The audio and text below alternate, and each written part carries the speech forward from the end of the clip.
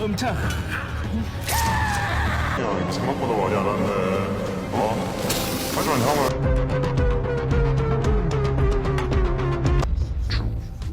죽인다. 확실히 살아있어. 그러니까 좀만 기다리라고 이 씨팔로만 진짜.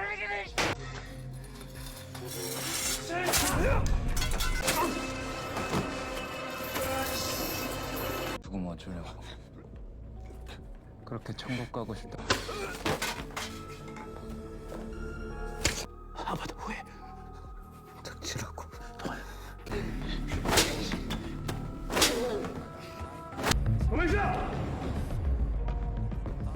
Fuck out my way. It's mine. 형이야. 다음으로 누가 하지? Halo guys, balik lagi ke channelnya Mimin. Gimana kabar teman-teman semua? Semoga baik-baik aja ya. Oke, di video kali ini mari kita coba review drama terbaru nih yang berjudul No Way Out, The Roulette. Nah, The Roulette itu adalah sejenis roda kecil yang bisa dimainkan dalam sebuah kasino juga. Dan itu sesuai dengan permainan yang bakal dimainkan di dalam drama ini. Gimana reviewnya? Ini dia, by Mimin.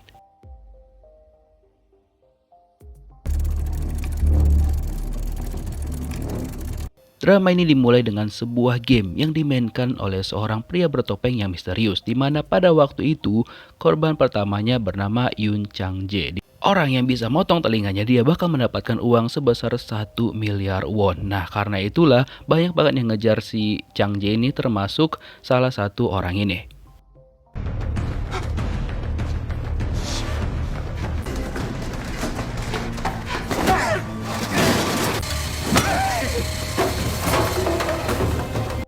Chang Jae yang tidak mau kehilangan telinganya berusaha untuk melindungi dirinya dan dia mencoba sekuat tenaganya untuk bisa melarikan diri. Tapi tetap aja dia ketangkap sama si bapak hingga akhirnya telinganya beneran dipotong sama bapak itu. Dan akhirnya dia kehilangan telinganya. Keesokan harinya ada seseorang yang bernama Bae Jong Sik di mana dia berprofesi sebagai detektif, di mana dia itu kena tipu dan orangnya itu udah kabur. Jadi mereka sama sekali nggak bisa menemukan di mana orang itu dan mereka harus merelakan uang-uang mereka. Nah, setelah itu dia mencoba untuk menelpon orang yang menipu dia dan mengatakan bahwa dia bakal mencoba untuk mencari tahu di mana keberadaan orang itu. Lalu dia cari ke tempat ini dan orang itu bilang bahwa dia itu nggak ada di sana dan dia juga kehilangan uangnya cukup banyak. Tapi Jong Sik nggak mau tahu, dia tetap pengen meriksa ke dalam dan benar aja dong, nggak ada sama sekali orang yang dia cari. Kata mereka sih dia pergi ke Vietnam, ada juga yang bilang ke Malaysia, nggak ada yang tahu kemana. Namun Jong Sik tetap berpikiran bahwa pemilik tempat itu menyembunyikan orang yang sudah menipu mereka. Tapi dia bilang enggak, sama sekali mereka nggak pernah menyembunyikannya. Terus Jong Sik mendapatkan telepon dari istrinya tentang masalah keuangan mereka karena pinjaman Jong Sik itu cukup banyak dan juga belum lagi kebutuhan keluarga mereka, termasuk kebutuhan anak mereka untuk sekolah. Dan dia bilang sama istrinya bahwa dia nanti bakal mencoba untuk mencari uang gimana pun caranya. Jadi setelah itu dia mencoba tuh mencari pinjaman ke beberapa bank ataupun tempat peminjaman uang, tapi tetap aja dia nggak bisa karena dia udah mencapai limit pinjamannya dia, karena kan dia masih banyak utang gitu. Dan ketika dia balik ke kantornya, dia mencoba diskusi nih sama temannya, kira-kira apakah temannya mau memberikan dia pinjaman uang. Tapi temannya bilang dia juga nggak ada uang sebanyak itu kan, karena dia pinjam sebanyak 5 juta won. Setelah itu dia mendapatkan telepon dari rumah sakit yang mengatakan bahwa ada seseorang yang terluka dan itu cukup darurat. Nah, setelah itu dia langsung pergi lah ke sana untuk bergegas karena dia pengen menyelidikin sebenarnya apa yang terjadi. Nah, sebenarnya sih dia juga rada-rada malas gitu kan nyelidikinnya karena dia masih diteleponin terus dan kepikiran dengan hutang-hutangnya dia, tambah lagi dia kan baru aja kena tipu. 아 놀래라. Sesampainya di sana, Jong Sik disamperin lah sama mbak polisi yang bertugas dan juga yang melaporkan hal tersebut kepada dia. Lalu mereka cek lah, lalu Jong Sik nanya di mana kamar orang itu. Dan ketika mereka cek, ternyata orang yang disebutkan masih mbak polisi adalah Yoon Chang Jae yang telinganya itu kepotong. Dan dokter bilang bahwa emang agak aneh sih, itu kayaknya emang sengaja dipotong sama orang lain dan mereka harus ngecek melalui CCTV untuk mengetahui siapakah pelakunya. Nah, ketika itu sebenarnya Jong Sik ini agak males gitu kan. Padahal si mbak polisi bilang di CCTV itu di tangan orang yang ngantar Chang Jae itu ada potongan telinganya. Tapi karena Jong Sik masih pengen ngurusin urusannya dia, jadi dia bilang udahlah stop aja gitu. Gimana sih, lo kan polisi coy. Namun temannya bilang bahwa kasus tersebut harus segera diselesaikan dan harus diselidikin sama Baek Jong-sik. Ya sudahlah, dia meminta bantuan sama si mbak polisi untuk stay di sana ketika si Chang Jae bangun harus ditanyain kan dan interogasi. Sedangkan dia pergi menuju ke rumah si pemotong telinga, di mana ternyata si pemotong telinga itu dia mengambil gambar dan mengirimkan foto itu kepada pembuat permainan. Nah, nggak lama setelah itu sampailah Jung-sik ke kediaman pemotong telinga. Lalu dia mencoba masuk ke sana, tapi itu nggak ada orang sama sekali. Jadi dia kayak, oke, dia masuk ke rumahnya dan mencoba mencari tahu kira-kira apa hal yang bisa dia temukan gitu kan. Terus dia ceklah ke sebuah lemari di mana ada sebuah benda yang terjatuh dan ketika dia buka benda itu ternyata isinya uang sebesar 1 miliar won yang beneran dikirim sama pembuat game kepada si pemotong telinga. Dan ternyata setelah itu pemotong telinga datang dan dia terciduk sama Jong-sik. Nah, Jong-sik bilang kan dia pakpol dan dia pun langsung kabur. 경찰입니다. 자꾸 좀 패라.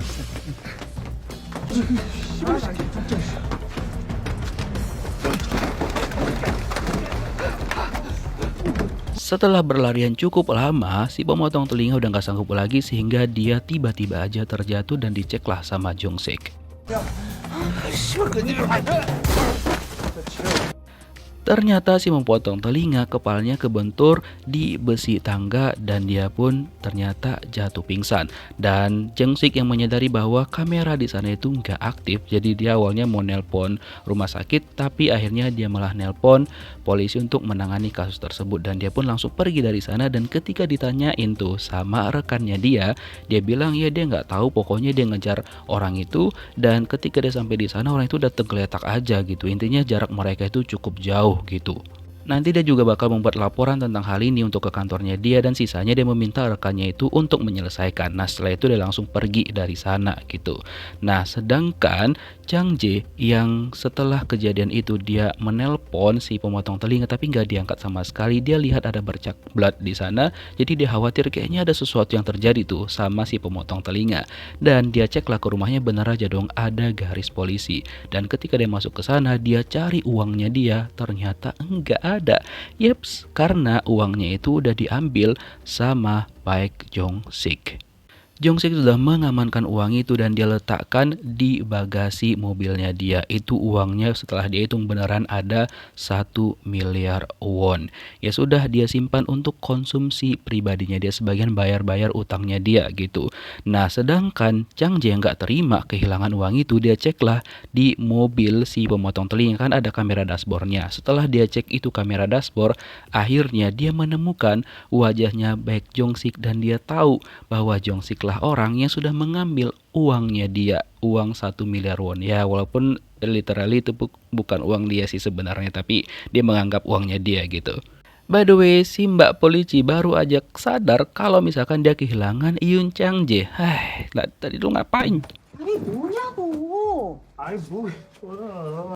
Keesokan harinya, istrinya Jong-sik dan juga anaknya itu dibuat happy karena dia memberikan kejutan kepada mereka dengan uang yang cukup banyak. Ya walaupun gak semua uang dia keluarin biar gak curiga ya kan, jadi ya kayak bertahap gitulah. Sehingga anaknya pun seneng banget karena dia bisa melanjutkan sekolahnya. Karena kan awalnya emaknya itu ataupun istrinya Jong-sik mau ngejual alat musik anak mereka demi memenuhi kebutuhan hidup mereka.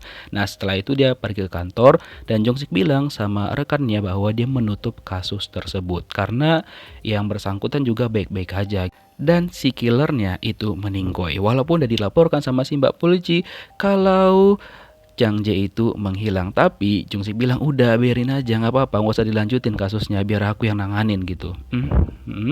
Dan tanpa dia sadarin ternyata Chang Jae itu udah memperhatikan Jong-sik dari jauh. Wadaw. Nah setelah itu Jong-sik dan juga rekan-rekannya disuruh untuk meeting dadakan sama seluruh kepolisian di sana. Ternyata mereka itu menjelaskan tentang kasus si pria bertopeng. Nah di sanalah Jong-sik langsung sadar bahwa koper yang dia ambil itu ada label merah 3 ya, sama dengan yang ditampilkan di dalam video tersebut. Jadi tujuan dari si pria bertopeng ini adalah menghukum orang-orang yang sebenarnya itu patut dihukum tapi hukumannya nggak setimpal gitu. Dan untuk membuktikan omongannya benar atau enggak, jadi dia itu menantang orang-orang di sana untuk datang ke tempat lapangan bola dan dia mengatakan bahwa dia bakal memberikan uang sebesar 1 miliar won yang dia antarkan melalui drone. Awalnya orang-orang gak percaya dan mereka berbondong-bondong ke sana dan tiba-tiba aja it happened. Dan datanglah drone, ada 3 biji dan itu pergi ke lapangan bola dan langsung ricuhlah semuanya karena kan mereka tahu bahwa di dalam drone itu ada uang. 야, 이거 생각보다 많이 안 왔네. 하지만 형은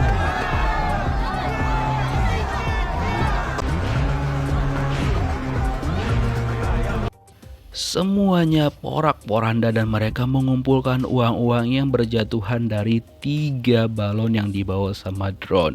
Dan itu beneran terjadi dong. Bahkan kepolisian juga bukannya menjaga tapi mereka ikutan ngambil uang tersebut. Nah setelah itu masyarakat di sana langsung dibawa ke kantor polisi dan sebenarnya mereka mau dimintai keterangan tapi ternyata tiba-tiba aja si pria bertopeng itu mengeluarkan video lagi untuk next target. Nah target selanjutnya yang dia buat yaitu bernama Kim Kuk Hu. Nah dia ini adalah seorang yang sebenarnya udah dihukum, cuma hukumannya itu tetap nggak setimpal. Jadi dia meminta untuk memberikan hadiah sebesar 20 miliar won. Nah setelah dia undi, hal yang harus mereka lakukan adalah ngekill Kim Kuk Hu. 20 miliar won dengan ngekill doang gitu kan. Mereka pasti pikir siapa yang nggak mau gitu kan. Kira-kira apakah yang terjadi selanjutnya? Kim Kuk Hu target selanjutnya. Siapa sih dia sebenarnya? Nah oke, sekitar 13 tahun yang lalu dia adalah orang yang sangat-sangat dakzal banget. Jadi banyak banget perempuan-perempuan yang dia sengaja culik, kemudian dia memperkaos mereka untuk memenuhi kebutuhannya dia. Padahal dia itu udah ada anak dan juga istri. Dan dia juga nggak lupa mengkoleksi nama-nama perempuan-perempuan yang sudah dia itu. Dan kebetulan pada hari itu dia naas banget karena orang yang bernama Min Jin, perempuan yang dia itu tadi, tiba-tiba aja kehilangan nyawanya. Hingga keesokan harinya, Kuk Hu akhirnya ditangkap dan dia ternyata menceburkan jasadnya Min Jin ke sungai. Hingga akhirnya Pak Pol pun bekerja sama untuk mencari jasadnya Min Jin dan akhirnya mereka menemukannya.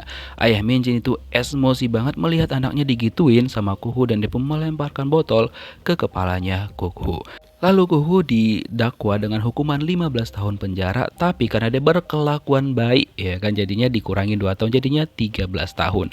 Dan pada hari itu adalah hari kebebasan dari Kim Kuk Hu. Tapi masih banyak pihak yang tidak terima kanal itu, termasuk si pria bertopeng. Atas dasar itulah dia menyuruh orang-orang untuk memberikan pelajaran berharga kepada Kuk Hu dengan ngekill dia.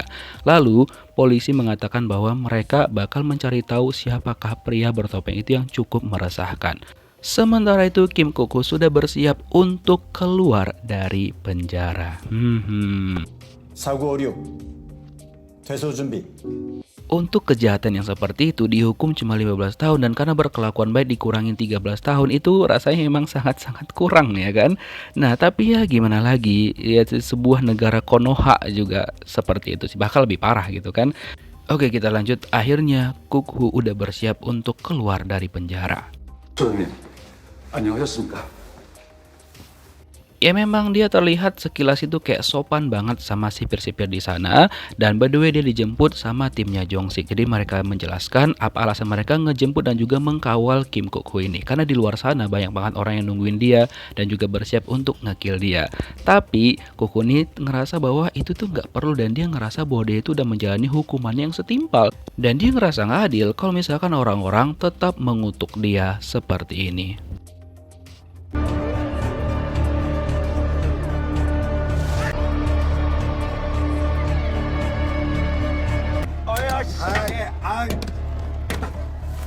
Ya untungnya Jong-sik dan juga timnya berhasil mengawal Kuk Hu walaupun mereka sempat dilemparin telur tuh ke mobil mereka. Tapi setelah itu mereka langsung ngebawa Kuk Hu pergi dari sana dan Kuk Hu diminta untuk membacakan permintaan maafnya ke publik, bahkan ditulisin dong surat permintaan maafnya. Dan lagi dia ngerasa bahwa dia itu nggak salah. Emang aku salah apa? Kan aku udah menjadi hukuman gitu loh.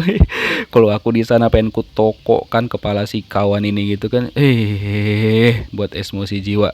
Nah Karena Baek Jong-sik juga geram dengan kata-katanya Kuku, dia nggak bisa lagi menahan emosinya dan mencoba untuk ngemukul si Kuku ini. Tapi untung aja teman-temannya ngelerai si Jong-sik, kalau nggak udah habis tuh si Kuku sama Jong-sik.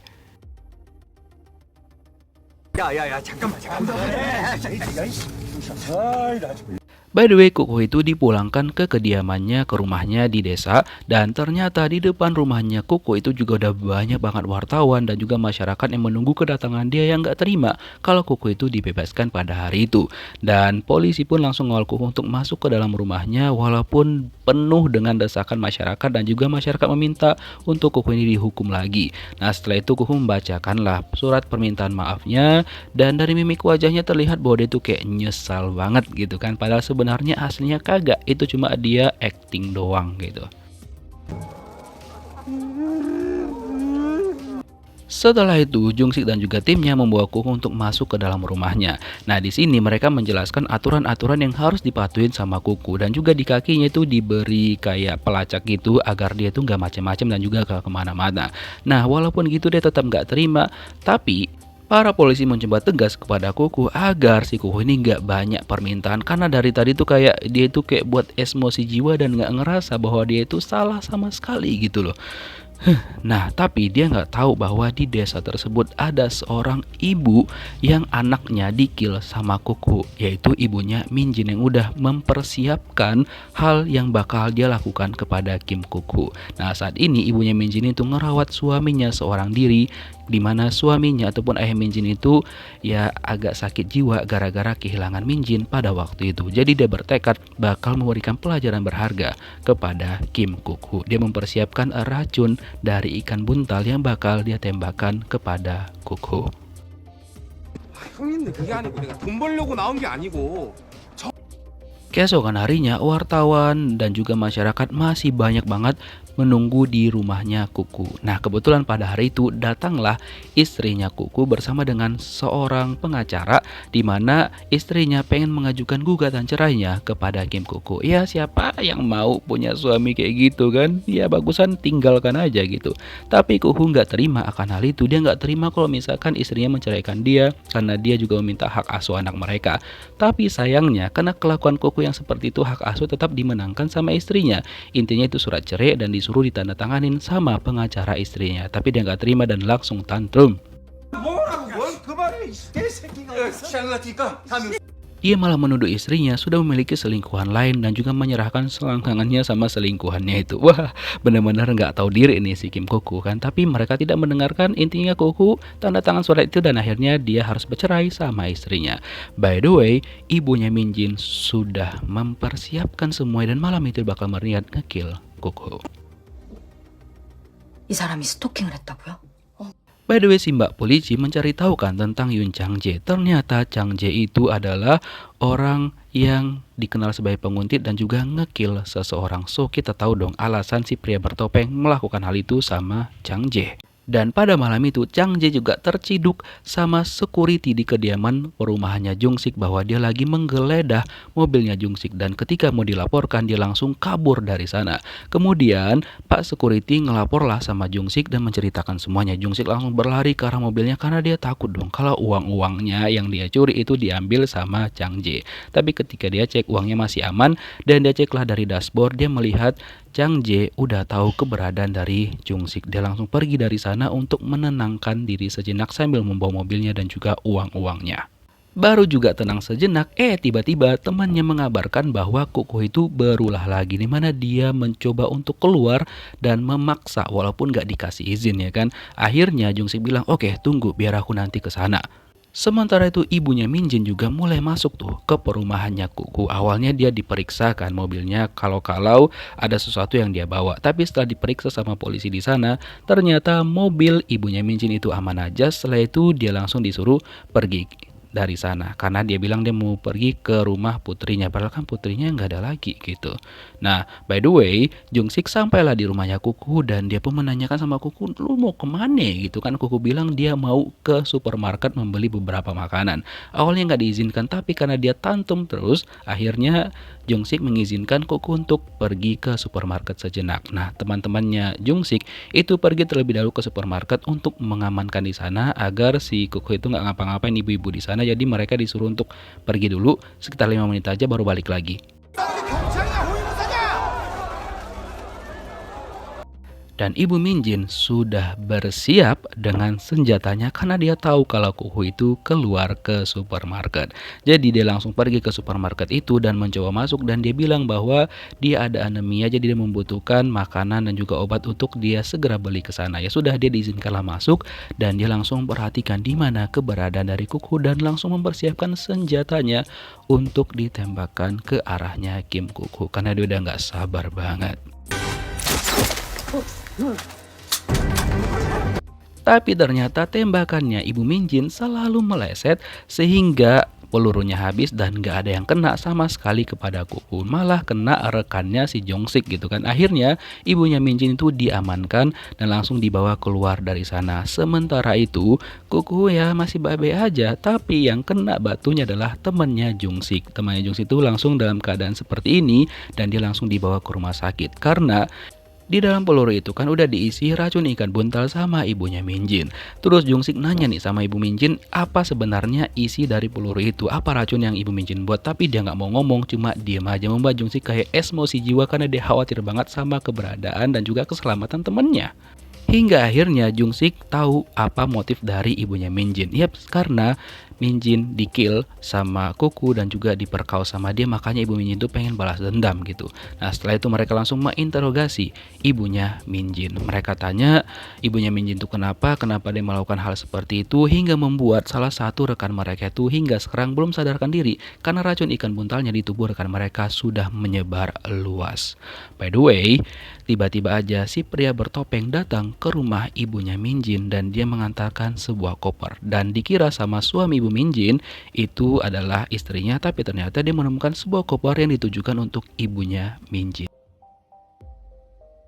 Sebelum kita dikasih tahu sebenarnya apa sih isi koper yang dikasih sama si pria bertopeng, kita dialihkan dulu untuk seorang pengacara yang bernama Lee Sang-bong. Terlihat pada hari itu ketika di sidang dia kalah dan juga tidak bisa menyelamatkan kliennya dia. Nah, itu terlihat seperti itu sih, tapi ternyata di balik layar tidak guys. Dia itu ternyata hanya berpura-pura aja. Jadi dia itu kerjasama dengan pengacara lawannya dia. Setelah di belakang layar mereka bertemu dan temannya itu memberikan dia segepok uang yang jumlahnya cukup besar. By the way, temannya juga tahu bahwa Lee Sang-bong ini sangat-sangat menginvestasikan seluruh uangnya dia itu untuk Project NCT. Nah, Project NCT ini kita belum tahu dan juga belum diberitahukan sebenarnya apakah itu.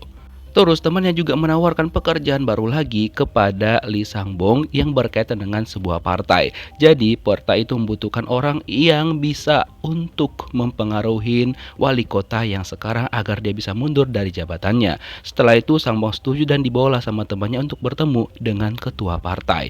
Nah, bapak ketua partai ini menawarkanlah sama Sang-bong kerjasama kalau misalkan Sang-bong mau bekerja sama dengan dia dengan mempengaruhi dan mendekati wali kota yang sekarang agar dia bisa turun dari jabatannya, maka nanti si Pak Ketua Partai bakal mewujudkan impiannya Sang-bong untuk menyetujui Project NCT yang udah diinvestasikan uangnya besar banget di sana. Nah, ketika dia keluar dari ruangan gak sengaja dia berpapasan dengan wali kota yang vibes-nya lumayan agak dark ya. Nah, setelah itu dia pulang ke rumahnya dan dia pun melihat berita. Di sanalah dia melihat tentang Kim Kuk-hu yang baru menyebabkan huru-hara di supermarket. Nah, setelah itu dia langsung mencari tahu lagi dan dia mendapatkan video dari Babang Topeng. Nah, ketika itulah dia langsung mendapatkan ide dan menelpon ketua partai dan bilang bahwa An Myung-ja yang selaku ibu wali kota pada saat itu sedang membutuhkan dukungan dari rakyat. Nah, dia bakal memanfaatkan dan juga bakal mendekati An Myung-ja asalkan Pak Ketua Partai mau menuruti permintaan dia untuk mewujudkan Project NCT-nya. Pak Wali Kota bilang oke, disetujui. Sementara itu ada seorang anak, kita sebut aja namanya Boy. Jadi dia itu kasihan banget karena ibunya membutuhkan darah, dan darah ibunya itu RH negatif, dan itu pun harganya cukup mahal. Jadi dia membutuhkan uang yang banyak banget. Nah, karena ada penawaran dari si Babang Topeng, jadinya dia memutuskan untuk meracik sebuah larutan kimia yang diambil di kampusnya dia. Dan ketika dia lagi memindahkan larutan itu, dia ketahuan sama satpam mereka. Tapi ya nggak ketahuan sih dia ngambilnya, tapi dia ketahuan masuk ke sana, dan dia bilang dia seorang mahasiswa dan lagi begadang. Dan setelah itu dia langsung disuruh pulang dari sana, dan dia juga tidak lupa mengambil asam klorida yang kita tahu itu berbahaya banget. Tujuan dia adalah untuk ngekill Kim Kuk-Hu.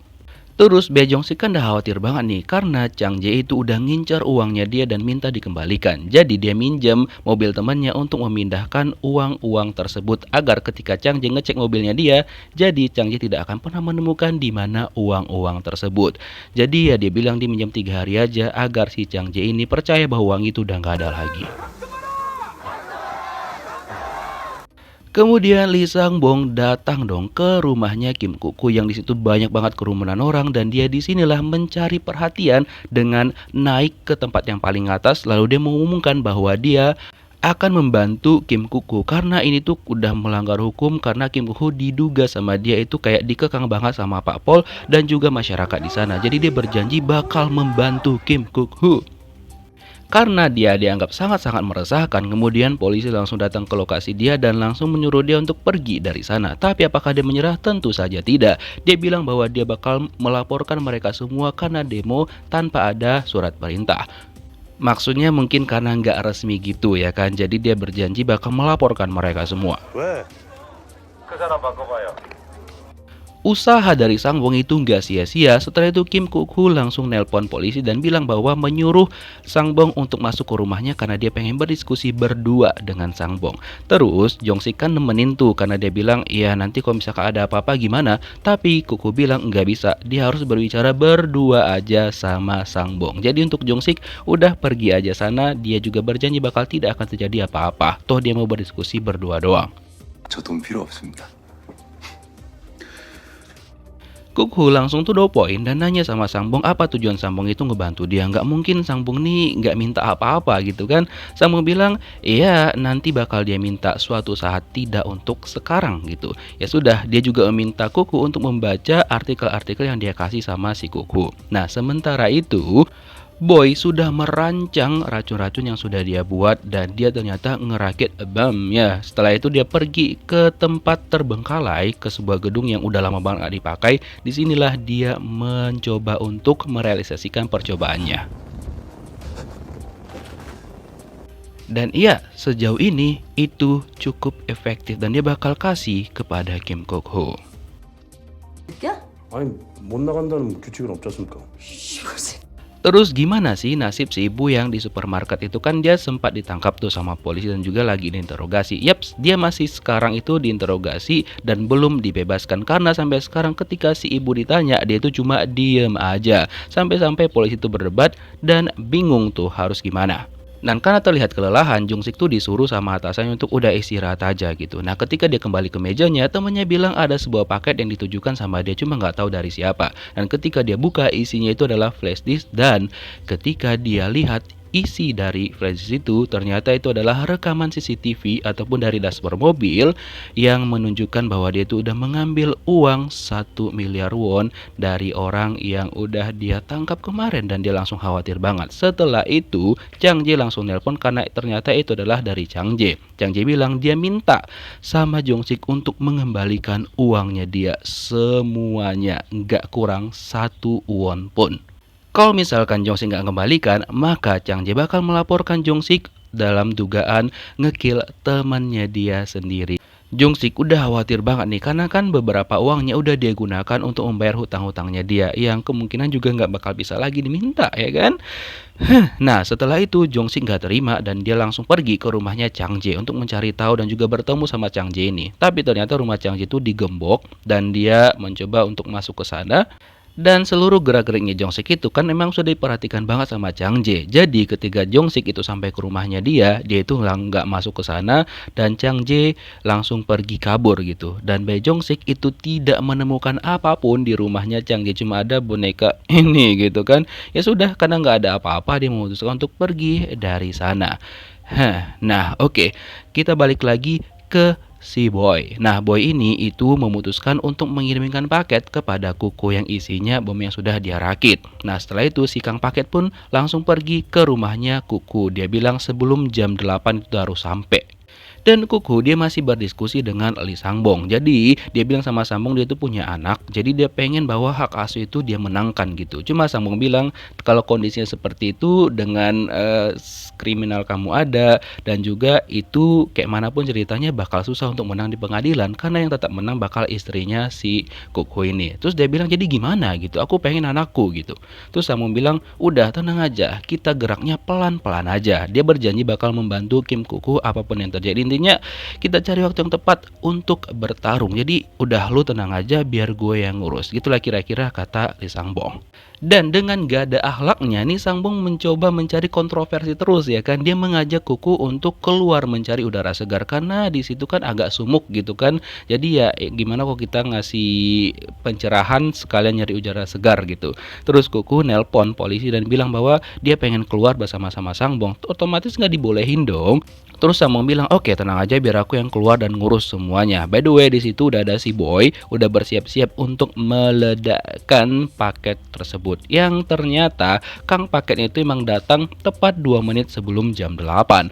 Nah ya sudah dia mengantarkan paket tersebut, cuma tidak diterima langsung sama Kim Kuku karena kan rumahnya dijaga sama Pak Pol dan juga paket itu mereka takut bahwa paket berbahaya. Jadinya diterimalah sama temannya Jung-sik. Tapi Boy ini orangnya kan gak sabaran banget. Jadi dia pengen segera meledakkan paket tersebut walaupun paketnya itu masih dipegang sama Pak Pol. Nah setelah itu kan gak lama datanglah si Jung-sik. Dia langsung memindahkan paket tersebut ke mobil temannya dia. Jadi itu biar aman aja gitu. Karena mereka gak yakin kalau misalkan paket itu adalah paket buku seperti yang dibilang sama kurir tadi. Jadi ya sudah biar aman dia pindahkanlah paket itu ke mobil temannya dia. Nah gak lama setelah dia pindahkan paket tersebut ke mobil, si Boy itu udah semakin gak sabar dan gak terima dong kalau misalkan rencana dia gak berhasil. Dia nekat membawa asam klorida yang di tangannya dan berusaha untuk melemparkannya ke arah Kim Kuku. Tapi inilah yang terjadi. Bom itu ternyata aktif dan akhirnya mobilnya meledak dan mempelantingkan beberapa orang termasuk si Boy yang kayaknya sih nggak bisa diselamatkan. Jung-sik mengarah ke temannya dia karena beberapa anggota kepolisian itu terkena ledakan tersebut dan nasibnya juga cukup parah. Setelah itu mereka mencoba untuk nelpon ambulans untuk mendapatkan pertolongan pertama.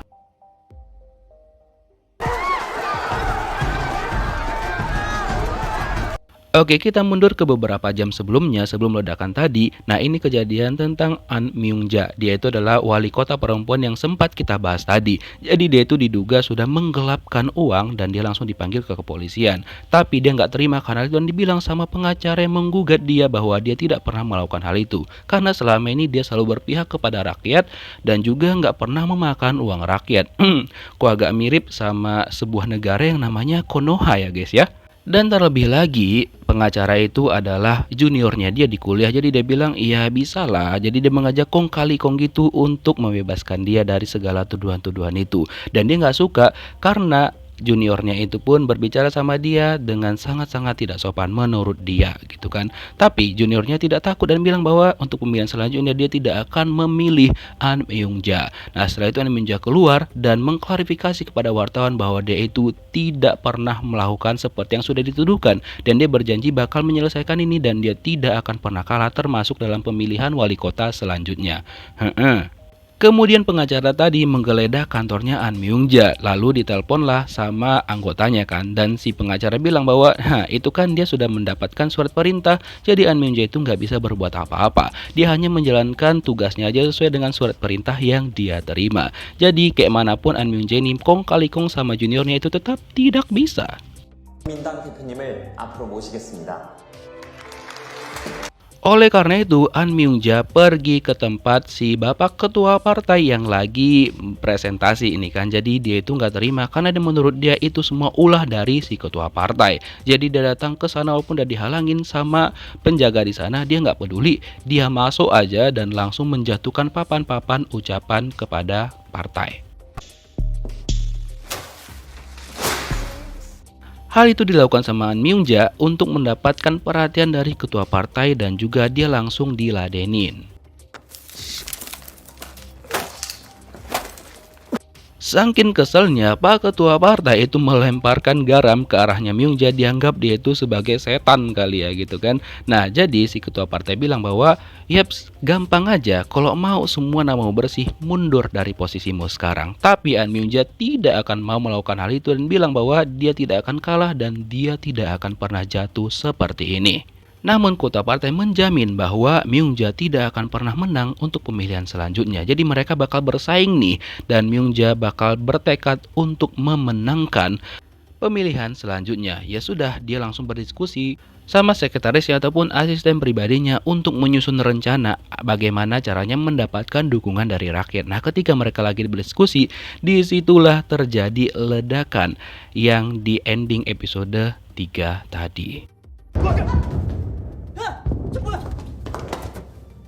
Myung-ja sebagai wali kota di sana, dia langsung khawatir banget dan menelpon seluruh pejabat-pejabat untuk mengambil tindakan akan hal tersebut. By the way, ambulans sudah sampai di lokasi kejadian dan mereka pun berusaha menyelamatkan orang-orang yang masih bisa lah diselamatkan. Tapi ternyata kayaknya si Boy itu nggak bisa diselamatkan, tapi temennya Kuku masih bisa walaupun keadaannya sudah sangat-sangat kritis banget. Dan dia pun kayaknya terpaksa merelakan koper yang isinya uang yang cukup banyak dan dia nggak tahu nanti si Chang-ji itu kayak mana ya kan.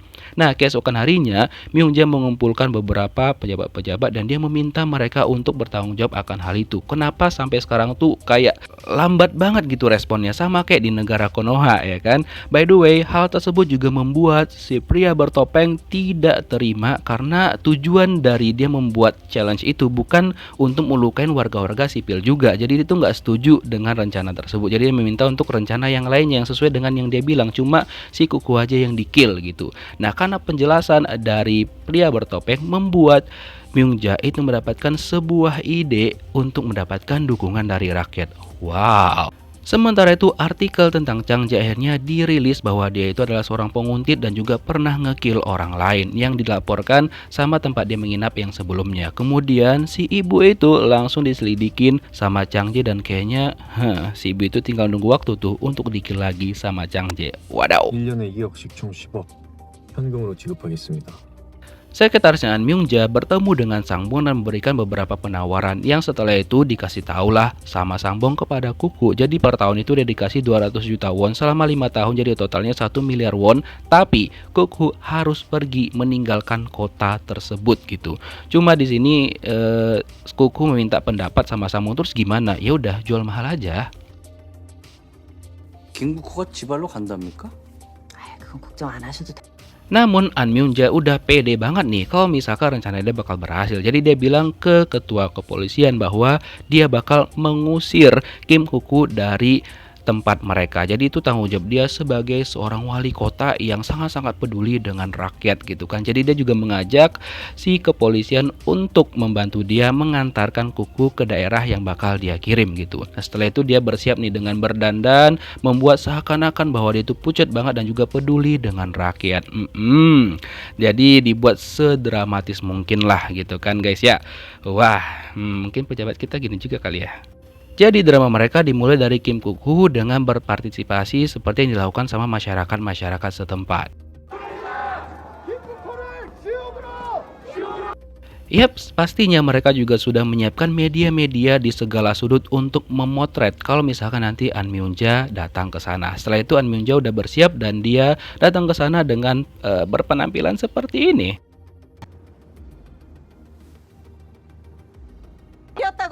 김국호만 여기 없었단 말입니다. 국호를 호산시에서 몰아내겠습니다. 김국호! 얘기합시다!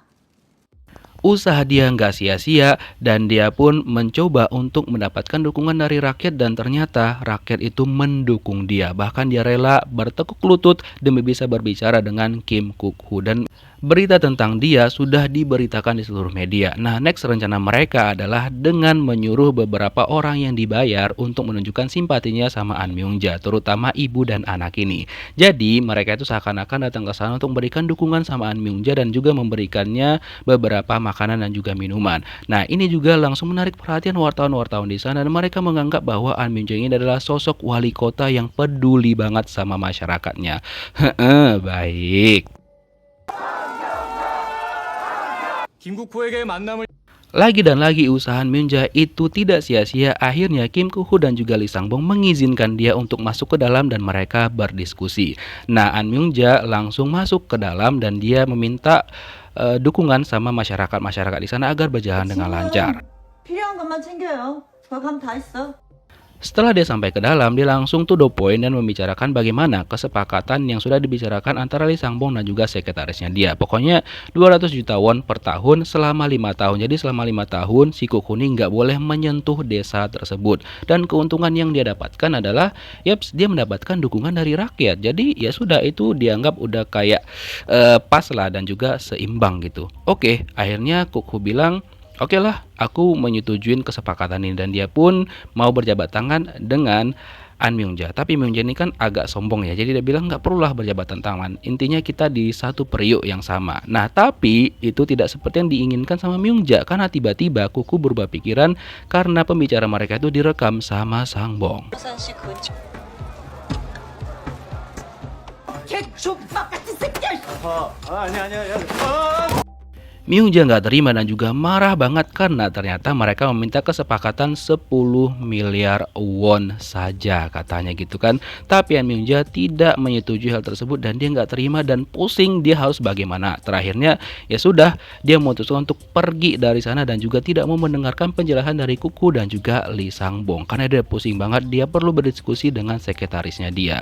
Lalu dia memutuskan keluar tanpa ada memberikan sepatah kata pun kepada wartawan-wartawan di sana. Gimana sih, padahal tadi katanya kan minta dukungan rakyat tapi kok kayak gitu ya kan. Nah, kemudian Sang-bong mengirimkan pesan sama Myung-ja dan bilang bahwa kalau misalkan uangnya nggak ditransfer pada hari itu, maka kesepakatan mereka itu batal. Haha, makin pusing lah si Myung-ja ya kan.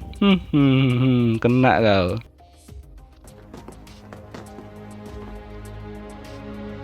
Di sisi lain, kepolisian ternyata sudah menemukan di mana keberadaan dari pria bertopeng. Lalu mereka langsunglah menuju ke lokasi tersebut.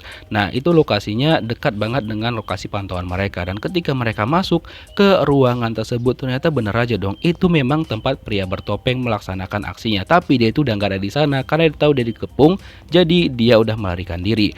Cuma hal yang ditemukan sama Jung-sik dan juga teman-temannya adalah ada sesuatu yang aneh, dimana ketika mereka memainkan permainan itu hasilnya selalu sama, di mana targetnya tetap Kim Kuk-hu dengan uang jaminannya 20 miliar won dan harus di-kill. Udah berkali-kali mereka buat, itu hasilnya tetap sama. So berarti semuanya udah diatur dong sama pria bertopeng. Jadi tidak real hasil dari pilihan, tapi emang udah diatur sama dia. Sebenarnya siapa sih pria bertopeng itu? Saking penasarannya dengan alat itu, Jung-sik ngebawanya ke kantor polisi dan di sana dia masih mencoba dan hasilnya tetap aja sama. Lalu dia menonton video dari pria bertopeng berkali-kali karena dia masih penasaran siapa sih sosok di balik topeng itu sebenarnya. Kemudian detektif Park datang dan mengatakan bahwa Jung-sik harus melihat apa yang dia temukan tentang Jang Jae. Dan itu masih berhubungan dengan pria bertopeng karena dia menargetkan orang-orang itu karena mereka dihukum secara ya tidak benar gitu loh. Nah, kemudian ketika Jung-sik masih ngeliat video pria bertopeng, dia menemukan sesuatu yang aneh. Nah, ternyata di balik dari pria bertopeng itu dia seperti berada di sebuah gereja. Dan detektif Park tahu di mana lokasi dari gereja itu. By the way, kita flashback sebentar ya, sekitar 13 tahun yang lalu, kejadian ketika si Kuk-Hu menculik yang namanya Min Jin. Nah, pada waktu itu kan si Min Jin itu kan meninggoy, terus dia dengan santainya pulang ke rumahnya bertemu istrinya, dan sebenarnya istrinya itu udah agak curiga nih sama Kuk-Hu karena dia menemukan baju Kuk-Hu tuh kayak robek, tapi Kuk-Hu bilang dia nggak mau banyak ngomong karena dia kecapean. Dan di sini sebenarnya istrinya tahu apa yang diperbuat sama Kuk-Hu, dan pada saat itu juga anak mereka menyaksikan semuanya. Dan keesokan harinya, Kuk-Hu membawa anak mereka yang bernama So Dong-ha pergi ke kebun binatang karena anaknya itu suka banget sama harimau dan seperti tidak terjadi apa-apa. Dan pada hari itu, tanpa sepengetahuan Kuk-Hu bahwa istrinya itu sudah melapor kepada Pak Pol tentang perbuatan suaminya, hingga akhirnya Kuk-Hu ditangkap di kebun binatang sama Pak Pol. Dan dia marah banget sama istrinya. Itulah awal mula Kuk-Hu tidak pernah bertemu lagi sama anaknya hingga sekarang. Dan ini adalah sosok dari anak mereka, anaknya si Kuk-Hu yang sudah dewasa. Dia pintar banget main biola dan selalu juara. Dan akhirnya dia juga diinterview sama beberapa wartawan. Dan awalnya isi pertanyaannya itu kayak masih normal aja tentang prestasinya dia. Cuma tiba-tiba aja ada salah satu wartawan perempuan yang menanyakan tentang ayahnya dia, Kuk-Hu. Dan seketika interviewnya langsung dihentikan sama pelatihnya Dong-ha. Setelah itu dia mengunjungi ibunya dan memberikan hadiah yang dia terima. Tapi ketika di tempat kerja ibunya, orang-orang sudah mengenal dia bukan sebagai sosok Dong-ha yang berprestasi lagi, tapi sebagai anak dari seorang killer. Dan seketika senyuman seorang So Dong-ha berubah menjadi pulsa palsu maksudnya. Dan ternyata selama ini Kuk-Hu itu sudah memperhatikan tumbuh kembang anaknya dia melalui layar televisi, dan dia udah benar-benar pengen banget bertemu sama anaknya.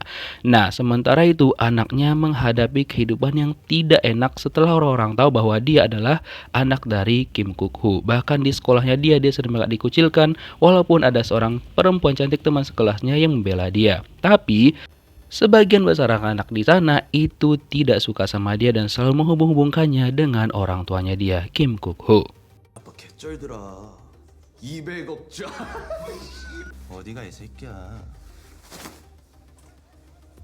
Melihat Dong-ha diperlakukan dengan tidak baik oleh teman sekelas mereka, jadi si perempuan cantik ngebelain Dong-ha. Tapi pada malam harinya giliran dia yang dikerjain sama manusia-manusia Dakzal. Dan pada malam itu untung aja Dong-ha membalas budi atas bantuan temannya tadi, dan sekarang giliran dia yang ngebela si cewek cantik. Dan untung aja ancaman dia kepada teman-temannya itu berhasil sehingga mereka langsung pergi ngacir. Nah, pada saat itu juga dia bilang sama temannya itu untuk jangan pernah mengenanya lagi karena dia nggak mau kalau misalkan hidup temannya nanti jadi sama seperti dia gitu loh. Nah, ketika dia di perjalanan pulang, ternyata nggak sampai sana aja masalah yang dihadapin. Bahkan di rumahnya itu orang-orang udah coret di dinding bahwa dia adalah anak dari seorang killer, Kim Kuk-Hu. Dia langsung meluk ibunya untuk menenangkan dan dia bilang semuanya bakal baik-baik aja. Hingga keesokan harinya sebenarnya dia ditawarin untuk sekolah di luar negeri gitu kan. Cuma di sini Dong-ha bilang dia bakal berpikir lagi, tapi lebih berat untuk tidak menerima hal itu. Dan dia juga udah tahu kalau misalkan ibunya itu menunjukkan gerak-gerik yang mencurigakan. Jadi setiap malam dia selalu melihat ibunya itu kayak menyimpan sesuatu dan dia penasaran sebenarnya apa sih yang disimpan sama ibunya di box yang dibuat di rak dapur mereka. Keesokan harinya, Jung-sik memutuskan untuk pergi ke gereja yang dimaksud sama detektif Park. Nah, di situ ada seorang pastor yang dia curigain bahwa kemungkinan itu adalah si pria bertopeng. Nah, setelah khotbahnya selesai, Jung-sik pergi menemuin Bapak Pastor. Nah, di sini dia itu kayak pengen bertanya-tanya aja gitu. Karena si Pak Pastor menawarkan kira-kira apa yang bisa mereka bantu dari gereja ataupun dari dirinya sendiri. Jung-sik bilang nggak ada, dia cuma kepo tentang sesuatu aja. Terus istri Jung-sik menyuruh anak mereka untuk mengantarkan baju ganti dan juga pakaian dalam yang bakal dipakai Jung-sik karena dia kan gak pulang pada hari itu. Nah, tanpa diketahui sama anak mereka bahwa di dalam bus itu dia udah diikutin sama orang lain. Ya, sebenarnya gak orang lain juga sih, tapi Yun Chang-jae. Dan akhirnya anak mereka ditangkap ataupun diciluk sama Chang-jae. Nah, ketika Jung Sik bingung kenapa anaknya nggak nyampe-nyampe, dia tanya sama istrinya, kata istrinya anak mereka itu udah lama pergi. Terus dia jumpalah baju yang harusnya dibawa sama anaknya mereka. Dan dia mendapatkan telepon dari istrinya bahwa Chang Ji ada di rumah mereka, dan disinilah dia tahu bahwa anak mereka itu diciluk sama Chang Ji, nggak ada akhlak ini. Dan Jung Sik marah besar sama Chang Ji. Dan disinilah Chang Jae membeberkan kepada istrinya Jung Sik bahwa Jung Sik itu mencuri uangnya dia. Dan dia bilang walaupun uangnya nggak balik, tapi dia minta Jung Sik untuk membawa Kim Kuk-gu sama dia. Itulah pertukaran yang dia tawarkan sama Jung Sik. Kalau misalkan Jung Sik nggak bisa memenuhinya, maka anak mereka bakal di-kill sama Yoon Chang Jae. Istrinya Jung Sik itu kayak, aduh, dia udah lemes banget karena itu adalah anak mereka satu-satunya. 안녕하세요. 저는 김국호 씨 변호사입니다. Sementara itu, Sang Bong mendatangi istrinya Kuku. Jadi di sini dia itu pengen mengantarkan surat cerai yang pernah dikasih sama istrinya Kuku kepada dirinya. Jadi Kuku itu kan gak mau bercerai dan dia pengen hak asuh anak mereka itu ada sama dia. Tapi istrinya Kuku gak mau dan bilang bahwa yaudah bicara aja sama pengacaranya dia. Nah, ketika ibunya lagi sibuk ngomong sama Sang Bong, nah disinilah Dong Ha itu mencari tahu sebenarnya apa yang disimpan sama ibunya. Ternyata itu tentang buku anatomi manusia dan juga ada beberapa alat yang nggak bisa disebutkan ya guys ya. Jadi di situ dia melihat ibunya udah kesulitan banget dan dia memutuskan untuk melanjutkan apa yang sebenarnya jadi tujuan ibunya dia. Terus Jung Sik menelpon detektif Park dan meminta bantuan untuk mencari tahu di mana keberadaan dari ponsel anaknya dia, karena dia udah khawatir banget kalau misalkan si Chang Ji memberikan sesuatu hal yang aneh sama anaknya dia. Oke, dan dia juga ngecek CCTV di manakah si Chang Ji itu ngebawa anaknya, tapi dia belum bisa mengetahui letak dari aslinya di mana gitu kan. By the way, keesokan harinya tiba-tiba aja Dong Ha muncul di rumahnya Kim Kuk-gu dan dia membuat strategi. Dia lemparkan tasnya yang berisi peralatan yang udah disiapkan sama ibunya sebenarnya untuk mengekil si Kuk-gu. Terus 김국호 씨 아들인데요. dia bilang sama polisi bahwa dia adalah anaknya Kim Kuk-gu dan tujuan dia ke sana untuk bertemu sama ayahnya. Ya sudah, akhirnya dia diizinkan dan Kuku seneng banget karena anaknya berkunjung. Dia kira bahwa anaknya ya masih senang sama dia gitu kan. Dan dia langsung menyambut kedatangan anaknya dan memeluk anaknya erat-erat. Nah setelah itu diajak masuk anaknya dan anaknya bilang bahwa dia pengen minum aja sama ayahnya berdua gitu. Terus Kuku kan seneng banget meminta bantuan sama Lee Sang Bong untuk memesankan mereka minuman dan juga makanan. Karena dia pengen menikmatin makan bersama dan juga minum bersama dengan anaknya dia. Terus anaknya bilang bahwa dia pengen melihat kamar lamanya. Karena nggak curiga sama sekali, Kuku bilang oke silakan aja. Dan Dong Ha naik ke atas karena dia pengen mengambil barang-barang yang udah dia lemparkan tadi. Sesampainya dia di kamarnya, dia langsung berusaha mengambil barang itu sebelum ketahuan sama ayahnya dia. Nah, sementara itu di rumah mereka, ibunya Dong Ha itu menemukan surat yang ditulis sama Dong Ha yang menyatakan bahwa dia bakal ngekill dan juga melanjutkan rencana ibunya dia. Ibunya langsung pergi ke sana karena panik banget. Nah, ketika Kuku lagi asik minum sama anaknya, inilah yang terjadi.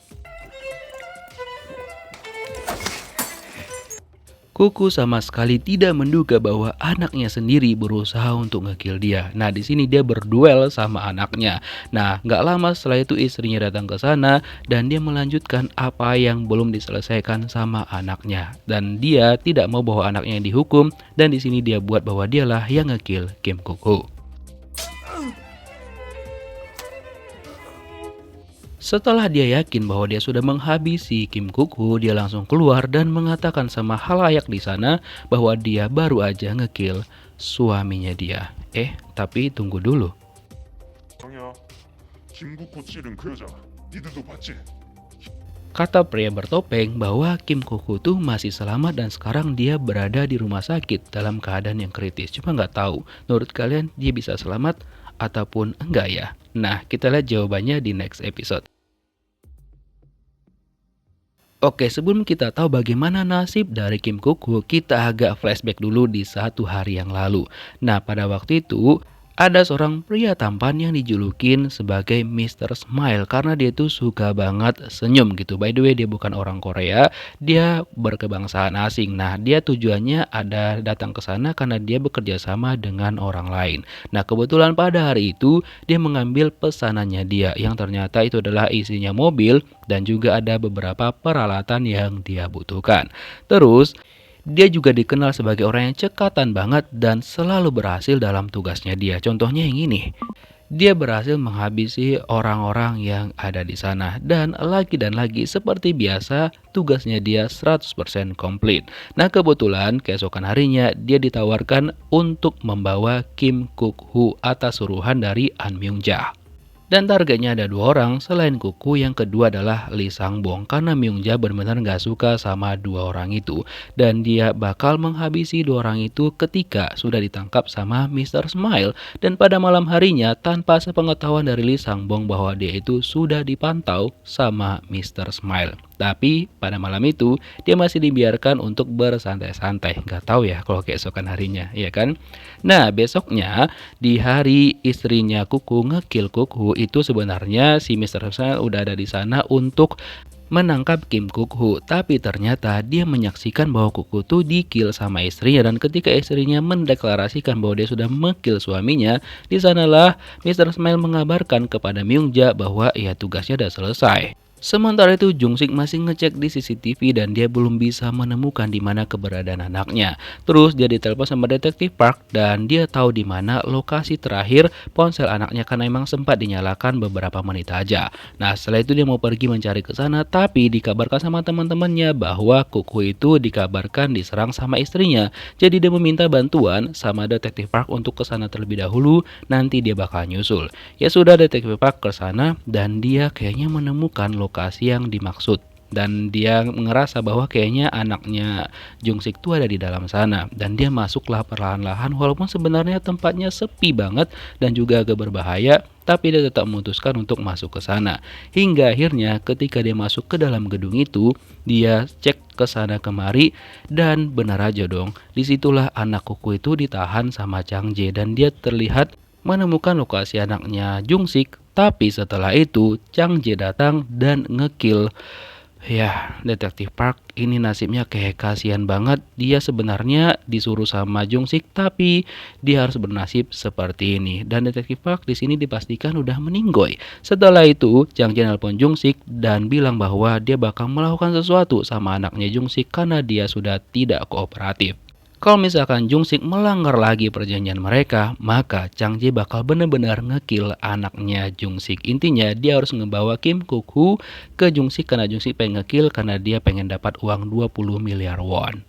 Terus gimana sih nasib dari Kim Kuk-hu? Ya, ternyata benar yang dibilang sama pria bertopeng, dia ternyata masih selamat. Dan ketika dia udah sadarkan diri, dijenguklah dia sama Sang-bong. Sang-bong seneng banget dong ya kan, karena kliennya dia masih selamat dan juga project NCT-nya dia itu masih berjalan kembali. So dia happy banget pada hari itu. Terus dia memutuskan untuk balik ke kantornya, tapi ternyata hal terjadi. Di sana sudah ada Mr. Smile dan dia menanyakan sama Sang-bong di kamar berapa Kim Kuk-hu dirawat. Nah, terpaksalah Sang-bong memberitahukannya, dan di sini Mr. Smile itu udah tahu kalau misalkan cara kerja Sang-bong tuh selalu merekam sana sini pembicaraan orang lain ya kan. Nah, akhirnya disuruhlah sama Mr. Smile untuk mengumpulkan semua file-file itu, dan setelahnya dia dipingsankan sama Mr. Smile.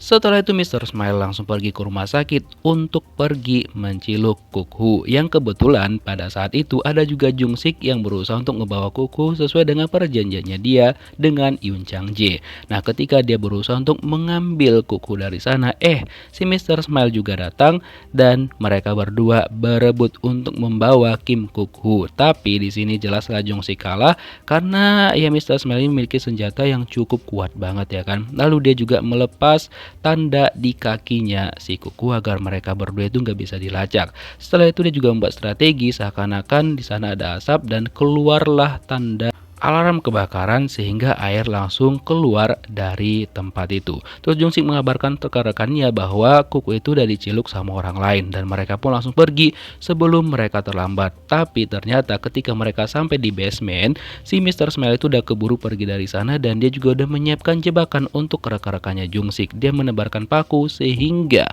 mobil mereka itu banyak kempes dan tidak bisa mengejar si Mr. Smile. Tapi masih mereka berusaha, mereka berlari mengejar mobilnya Mr. Smile itu, tapi ternyata ya pasti kalah lah karena mereka kan ya menggunakan kaki, sedangkan Mr. Smile itu menggunakan mobilnya dia dan mereka kehilangan Mr. Smile. Dan ketika mereka cek di CCTV, mereka itu ternyata tidak menemukan lokasinya, tapi Jungsik itu berusaha untuk mencari dan dia menemukan, tapi ketika mereka cek yang ada hanya mobilnya Mr. Smile aja dan mereka tidak menemukan Mr. Smile maupun Kim Kuk-Hu. Jadi ya tetap aja Zong. Sementara itu Mr. Smile ngebawa Kim Kuk-Hu dan juga Lee Sang-bong dan dia menyandra mereka berdua. Dan gak lama setelah itu datanglah An Myung-ja. Mr. Smile nggak perlu basa-basi, jadi ketika Myung-ja datang sama sekretarisnya dia langsung minta, ya mana uang gue gitu. Ya sudah, dikasih lah sama Myung-ja walaupun dia sedikit basa-basi, tapi Mr. Smile nggak mau dan dia cuma pengen uangnya aja. Dan tanpa mereka sadarin ketika mereka lagi asing ngobrol, Kuku udah berusaha untuk melepaskan diri dari sana. Dan Myung-ja langsung merepet sama mereka berdua, Kuku dan juga Sang-bong karena terlalu sombong dan sekarang mereka berdua udah ada di tangannya Myung-ja. Terus kata Sang-bong dia udah menghapus semua pesan-pesannya dan juga rekaman-rekaman yang sempat dia rekam kemarin. Dan tiba-tiba aja Myung-ja meminta sama Mr. Smile untuk ngekill Sang-bong. Dan ya sudah diturutin dong.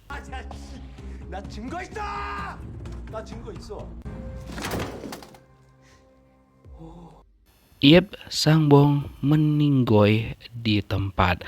Nah setelah itu katanya Myung-ja dia pengen yang ngekill Kuk-Hu, tapi ternyata dia ngebohongin Mr. Smile, dia malah ngedor Mr. Smile pada saat itu, tapi untung aja Mr. Smile itu masih selamat ya kan. Nah di sini akhirnya Kuk-Hu juga berhasil melepaskan ikatan tangannya dia tanpa sepengetahuan dari An Myung-ja. Nah setelah itu mereka langsung gelut tuh berempat. Terus Mr. Smile ngekill sekretarisnya An Myung-ja dan tinggal mereka bertiga. Dan biar aman, Myung-ja mengatakan sama Mr. Smile bahwa dia bakal menggandakan bayarannya kepada Mr. Smile asal dia tidak di-kill gitu kan. Ya sudah, Mr. Smile langsung ngejar Kim Kuk-Hu dan mereka berdua jadinya berduel.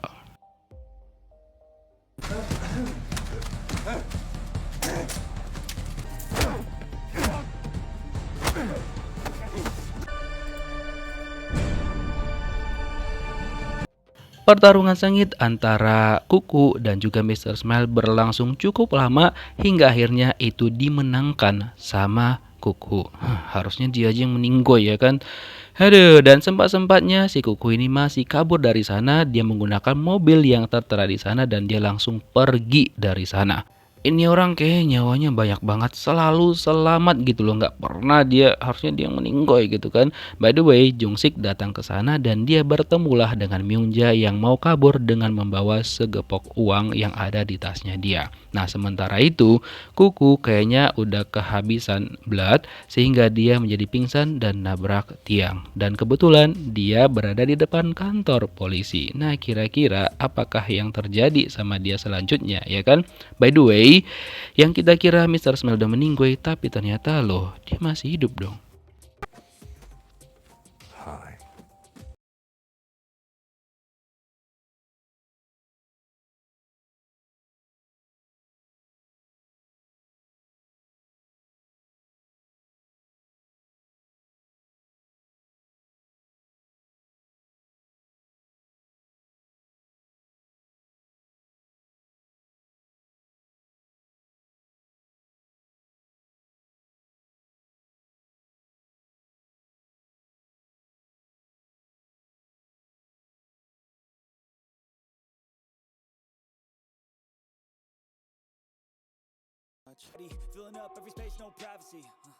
Oke, sebelum kita tahu bagaimana nasib dari Kim Kuk-Hu, kalian masih ingat adegan ini dong? Ketika Chang Jae itu membaca berita bahwa Pemilik dari tempat penginapan yang dulunya dia pernah menginap di sana melaporkan dia dan juga membuat tulisan. Oleh karena itu dia emosi dan nyekap pemiliknya lalu mencoba untuk membakar tempat tersebut.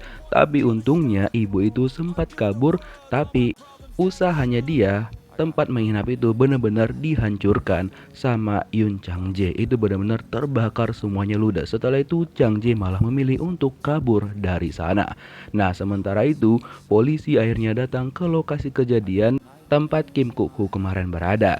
Terus dia menemukan 2 orang yang meninggoy, Sang Bong dan juga asistennya Myung Ja. Nah terus Mr. Smile kemana dong? Oke, dari teori kita mengatakan bahwa dia kayaknya memang masih hidup.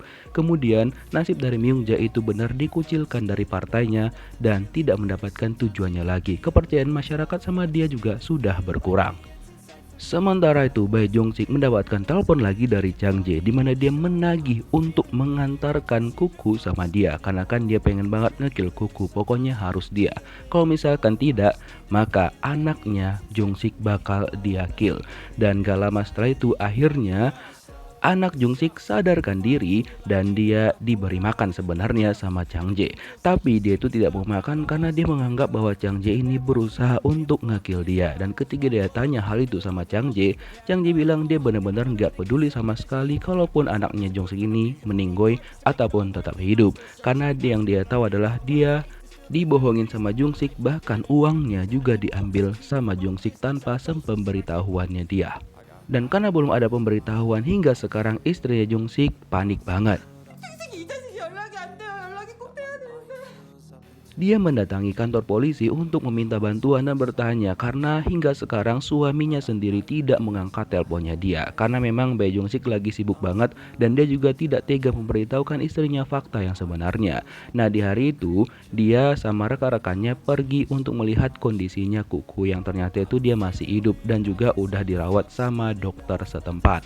Nah setelah itu kan rencana mereka itu pengen pergi ngebawa si Kuk-Hu ini karena memang sudah diminta sama atasan mereka. Dan disitulah temannya Jong Sik itu diberitahukan bahwa istrinya Jong Sik datang ke sana dan mereka kira bahwa Jong Sik sama istrinya lagi ribut gitu. Tapi tiba-tiba Jong Sik nyerang kedua temannya karena memang tujuannya dia untuk membawa Kuk-Hu ke tempatnya Chang Jae. Ya sudah, teman-temannya terpaksa menurut dan membiarkan Jong Sik melakukan hal itu karena dia bilang nanti dia bakal menjelaskan kepada teman-temannya. Bahkan kedua orang polisi yang ada di luar juga tidak berkutik sama Jong Sik. Terpaksa mereka memberikan kunci mobil sama Jong Sik agar dia bisa pergi menggunakan mobil ambulans tersebut. Lalu kedua polisi tadi membebaskan kedua rekannya Jong Sik dan salah satu rekannya kan sempat dihador tapi untung aja nggak kenapa-napa karena emang tujuannya dia bukan untuk ngekill temannya. Nah setelah itu mereka bakal mencari di mana keberadaan Jong Sik dan apa tujuan dia ngebawa Kuk-Hu gitu kan. Nah setelah itu dia menghubungin Chang Jae dan dia bilang bahwa sekarang Kuk-Hu ada sama dia asalkan Chang Jae juga menepati janjinya untuk ngebawa anaknya Jong Sik dalam keadaan sehat dan walafiat dan juga masih hidup lah pastinya ya kan. Nah setelah itu mereka janjian di terowongan. Mereka berdua bertukar mobil tapi ternyata Chang Jae ini bohong sama Jong Sik. Dia gak ngebawa anaknya Jong Sik. Lalu Jong Sik protes sama dia tapi Chang Jae udah keburu kabur dari sana. Jong Sik benar-benar kesel banget sama Chang Jae karena dia membohongin Jong Sik. Dia cari-cari beneran gak ada anaknya dia di sana karena Somi masih disandra sama Chang Jae. Katanya nanti dia kasih dan dia kembalikan setelah dia selesai dengan Kim Kuk-Hu. Wah bener-bener tuh orang ya. Aduh, tapi ternyata Jong Sik itu membuat GPS di tubuhnya Kuk-Hu dan dia berusaha untuk menemukan di mana Chang Jae itu membawa Kuk-Hu.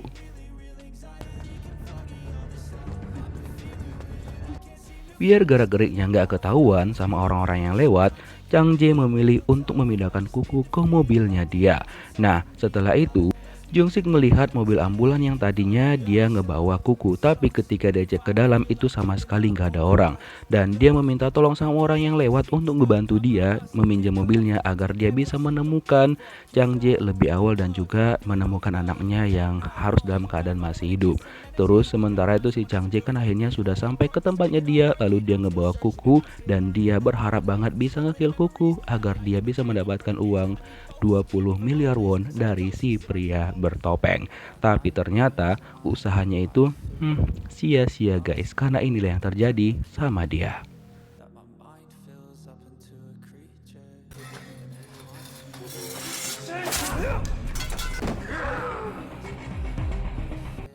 Niatnya pengen nge-kill Kuku, tapi malah dia yang di-kill sama Kuku. Terus kan Jung-sik itu nelpon, dan disitulah Kuku tahu bahwa anaknya Jung-sik itu ada di sana lagi disandra sama Chang Jae. Nah, disinilah dimanfaatkan sama Kuku bahwa dia bakal ngapa-ngapain anaknya Jung-sik asalkan dia harus diamankan. Pokoknya dia buat penawaran lah sama Jung-sik. Jung-sik gemetaran dan dia berusaha untuk pergi ke sana secepat mungkin.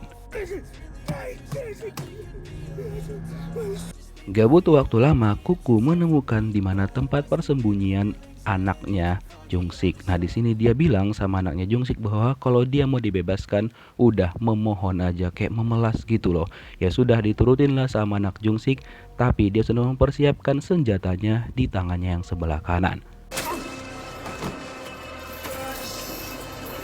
Setelah itu dia berusaha untuk kabur, tapi ternyata karena kan masih ada rantai di kakinya dia, rantai itu diinjak sama Kuku hingga membuat anaknya Jung-sik itu jatuh dan dia pingsan. Dan gak lama setelah itu Jung-sik datang, tapi Kuku ngancem dia bakal mematahkan lehernya anaknya Jung-sik kalau misalkan Jung-sik ngedor dia. Tapi untung aja Jung-sik berhasil mengalahkan Kuku dan mereka berdua berduel satu sama lain. Nah, memang awalnya Jung-sik ini menang, tapi akhirnya Kuku berhasil melumpuhkan Jung-sik, lalu dia kabur dari sana. Dan ketika dia kabur itu ternyata sudah ada dua orang yang memperhatikan dia. Salah satunya adalah pastor yang kita curigain kemarin, dan juga rekannya dia. Wah, ternyata mereka sudah memperhatikan gerak-geriknya Kim Kuku.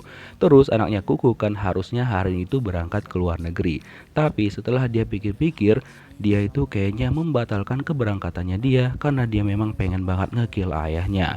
Nah, keesokan harinya akhirnya Jung-sik itu tersadar dan dia bingung kok dia bisa berada di rumah sakit, dan dia mencari-cari bagaimana kondisi anaknya dia. Terus suster menyampaikan sama Jung-sik bahwa anaknya itu kayak masih baik-baik aja kok, cuma memang belum sadarkan diri aja. Dan kayaknya di sana disarankan juga bahwa anaknya Jung-sik itu harus dilakukan pemeriksaan ginekologi. Itu hal yang berhubungan dengan alat kelamin kita guys, terutama perempuan ya maksudnya. Jung-sik happy sekaligus lemes mendengar berita itu. Nah, terus kan si Kuku ini berhasil kabur ke jalan, dimana setelah itu dia memang udah capek banget hingga dia akhirnya pingsan, dan tepat di depannya dia ada bapak pastor dan juga anggotanya. Setelah itu mereka ngebawa dia lah. Terus si Jung-sik kan dia masih pengen kabur karena dia belum puas, belum melihat Kuku itu tersiksa. Dia langsung membuat seakan-akan rumah sakit itu tuh lagi ada kebakaran, dan dia memanfaatkan momen itu untuk kabur dan juga memakai baju dokter.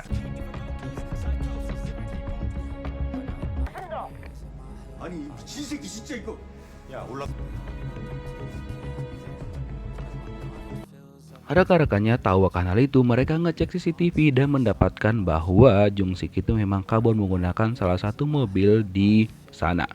Mereka hafal platnya dan langsung menuju ke lokasinya baik Jung-sik. Nah, sementara itu anaknya Kuku itu datang menemui ibunya, dan di sini dia meminta izin sama ibunya bahwa dia nggak jadi pulang ke luar negeri karena dia udah nggak bisa hidup seperti ini terus. Karena kalaupun dia keluar negeri, hidup mereka itu tidak akan berubah selama ayahnya itu masih ada dan juga masih hidup. Jadi dia bilang sama ibunya bahwa dia tidak akan berangkat dan bakal nge-kill ayahnya. Ya, walaupun ibunya nggak terima, tapi gimana lagi.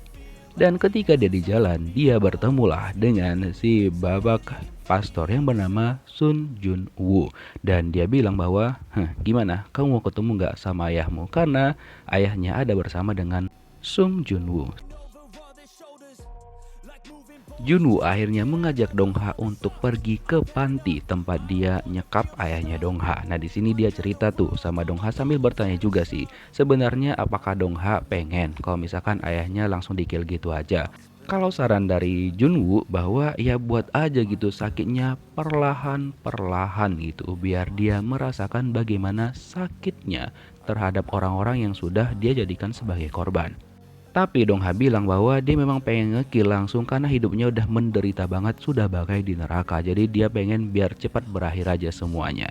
Terus kalian tahu siapakah sebenarnya orang yang bertopeng itu?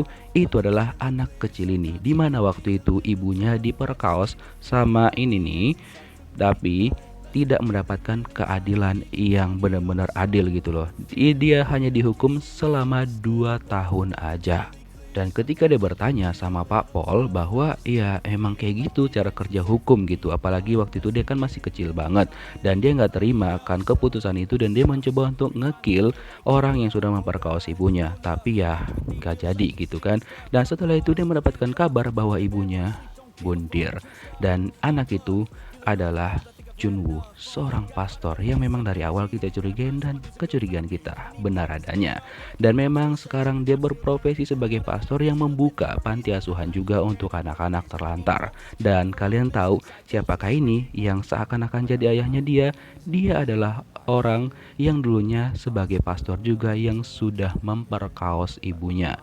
Dan iya, dia tidak membiarkan orang ini meninggoy begitu aja, dia buat pelan-pelan. 누구 뭐 어쩌려고 그렇게 천국 가고 싶다. 그렇게 안 놔둘 거니까. Bagaimana dia menyiksa orang tersebut? Yaps, dia suntikan beberapa larutan yang bisa membuat orang itu lumpuh pelan-pelan. Jadi begitulah dia merasakan penderitaannya selama bertahun-tahun. Kita flashback lagi nih di 20 tahun yang lalu, di hari dimana Junwoo itu terpaksa harus menerima keputusan hakim tentang ibunya. Terus Pak Pol itu bilang sama Junwoo kalau misalkan ada apa-apa hubungin dia aja gitu kan. Dan ketika dia balik ke kamar ibunya itu nggak ada, dan dia nyari-nyari dong di mana keberadaan ibunya. Lalu dia ke kamar pastor dan di sanalah dia menemukan pastor itu baru aja ngapa-ngapain ibunya, lagi dikuda-kudain dia kan. Dan kata pastor itu ibunya lagi sakit gitu, makanya dia mau ngerawat ibunya. Padahal itu tuh disuntikan beberapa obat sama ibunya Junwoo, makanya ibunya jadi lemes kayak gitu. Junwoo nggak terima dan dia melakukan ini sama pastor.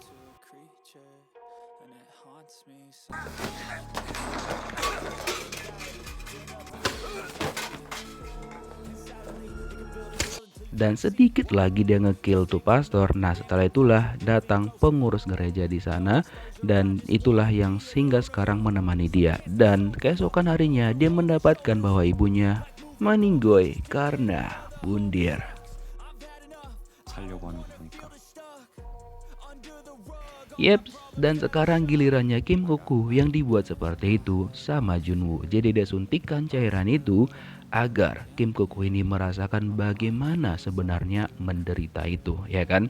Nah, setelah dia suntikan larutan itu, dia ambil fotonya Kim Koku untuk dikirimkan ke anaknya. Ya, semacam before after gitulah. Before disuntikkan dan setelah disuntikkan itu kayaknya benar-benar berbeda jauh banget. Sementara itu, Bae Jung Sik akhirnya mencoba mencari tahu dari GPS yang dia pasangkan sama Kim Koku di mana keberadaan Koku sebenarnya. Nah, dia temukanlah tempat ini, dia langsung masuk ke ruangan tersebut. Itu kebetulan adalah panti asuhan di tempatnya Junwoo. Tapi ketika dia buka ruangan itu, dia tidak menemukan siapapun di sana. Tapi yang dia tahu adalah ruangan itu merupakan tempat dari si pria bertopeng karena dia melihat labelnya.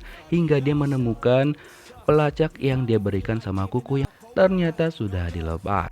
Terus kan Junwoo itu ngebawa Dongha akhirnya untuk bertemu sama ayahnya ke gereja dengan kondisi yang seperti ini. Pokoknya before afternya itu kayak beda banget. Dan beginilah kondisi Kim Koku sekarang.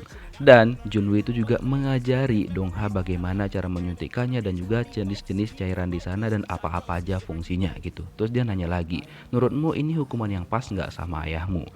Ya, Dongha mengangguk dan dia bilang, yep, itu udah pas banget karena dia pengen semuanya benar-benar berakhir. Tapi ternyata lokasi mereka itu udah di-share sama Junwoo, dan semua masyarakat yang memang membutuhkan hadiah 20 miliar won itu langsung berbondong-bondong ke sana, termasuk juga para polisi yang mendapatkan informasi itu sebelum ada keributan, mereka juga pergi ke sana. Dan akhirnya Junwoo memberikan kesempatan kepada Dongha untuk menghabisi ayahnya sendiri. Dan pastor yang dulunya dirawat ya sama si Junwoo, dirawat dalam tanda kutip ya, akhirnya meninggoy setelah 20 tahun lamanya. Nah oke, sekarang di bagian Kuku dan juga anaknya. Di sini anaknya tuh kayak pengen ngekill ayahnya sendiri, tapi Kuku terus bernegosiasi sama anaknya dan bilang bahwa dia bakal meminta maaf dan nyesel banget gitu. Dikira anaknya ayahnya benar-benar nyesel, tapi ternyata tidak besti. Dia itu tidak menyesal, dia hanya pengen menyelamatkan dirinya sendiri aja. Sehingga akhirnya dia mendapatkan kesempatan ketika anaknya mulai lengah.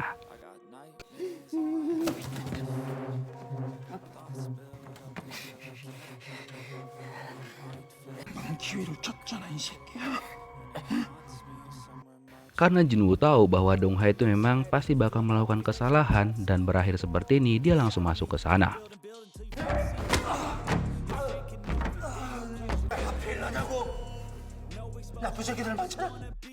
Dan lucunya Kuku nggak terima, dan kenapa dia yang dibuat seperti itu, karena penjahat kan masih banyak di luar sana. Dia benar-benar nggak terima bahwa hal itu dilakukan sama dia sendiri. Dia nggak terima karena dia doang yang dibuat seperti itu. Seakan-akan dia nggak ngerasa bersalah dan selalu playing victim. Hingga akhirnya anaknya lah yang melakukan ini sama dia. Mampus kau.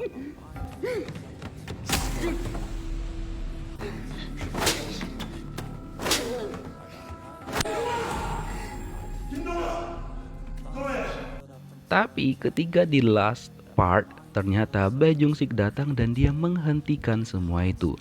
Jadinya ya Dongha gagal lagi ngekill ayahnya gitu kan. Dan akhirnya setelah dibujuk-bujuk sama Jung Sik, ya Dongha bener-beneran terbujuk karena emang dia itu notabene-nya memang anak baik sebenarnya kan. Dan ya si kelapet ini masih aja selamat gitu kan. Terus Jung Sik pengen nangkep Junwoo karena dia tahu Junwoo adalah si pria bertopeng. Tapi beberapa saat kemudian datanglah orang-orang yang memang menginginkan bahwa Kuku itu harus meninggoy. Dan di sini Jung Sik itu kayak panik banget dan berusaha untuk menghalangi mereka semua. Tapi si Kuku ini masih aja nyari kesempatan dan dia ngancam bahwa dia bakal ngekill anaknya sendiri kalau misalkan dia itu tidak dibebaskan dari sana. Karena Jung Sik ini udah emosi banget. Akhirnya ya udah ini yang terjadi.